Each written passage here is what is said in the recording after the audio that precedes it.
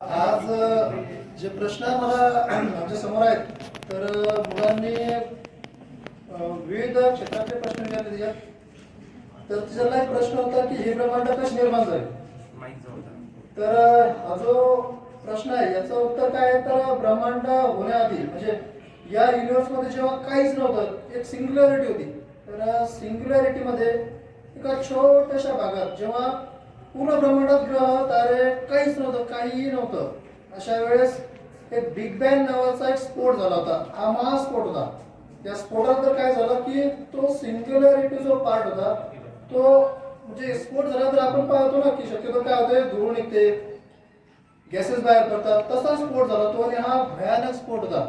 तर या स्फोटातून ट्रिमंडस गॅस बाहेर पडला. हा गॅस आजूबाजूला विखुरला गेलेला गॅस नंतर गॅस मॉलिक्यूल जवळ यायला लागले, अजून जवळ यायला लागले, अजून जवळ यायला लागले आणि काही असे ढग तयार झाल्यासारखे झाले.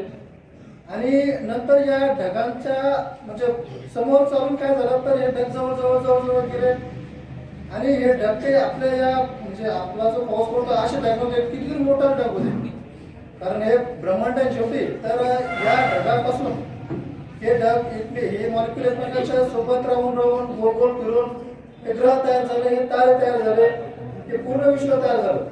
तर हे सुमारे 13.5 अरब वर्षापूर्वी घडलेली घटना आहे. आणि हे घडायला हे गॅसेस थंड व्हायला, हे ग्रह तयार व्हायला खूप काळ लागला, दशलक्ष वर्ष लागली याला जवळपास. आणि नंतर कुठं या म्हणजे ग्रहावर पुढे चालून पाणी तयार झालं, त्याच्यात सजीव तयार झाले, ही पुढची गोष्ट आहे.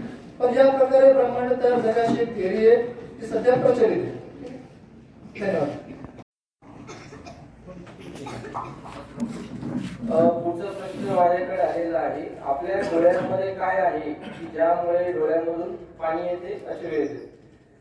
तर आपल्या डोळ्याच्या आतमध्ये एक ग्रंथी असते. ती ग्रंथी म्हणजे अश्रू ग्रंथी, ज्याला इंग्लिश मध्ये लॅक्रिमल ग्लँड किंवा टीयर ग्लँड असं म्हणतात. त्या ग्रंथीच्या आतमध्ये पाणी तयार होत असतं आणि हे पाणी का तयार होत असतं त्याचं कारण आहे आपल्या डोळ्यांना स्वच्छ ठेवण्यासाठी.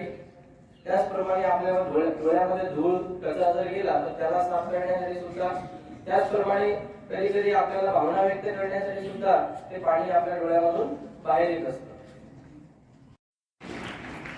Very good morning to all of you.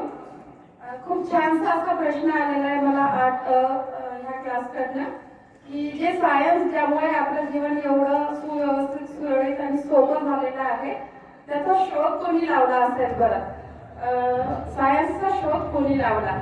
तर सायन्सचा शोध हा कोणी एका शास्त्रज्ञानी किंवा सायंटिस्टने लावलेला नसून तो जे आपल्या एन्शियंट काळातले, जुन्या काळातले जे विचारवंत होते किंवा ज्यांचा प्रश्न पडायचे, त्यांच्या फिलॉसॉफर, थिंकर्स होते, त्यांच्या विचारातून निर्माण झालेला आहे. जसे ग्रीक सायंटिस्ट ग्रिगोर जॉन मिंडर किंवा एरिस्टॉटल किंवा गॅलिलिओ गॅलिली यांचं यामध्ये सुरुवातीला फार मोठं योगदान राहिलेलं आहे. थँक्यू.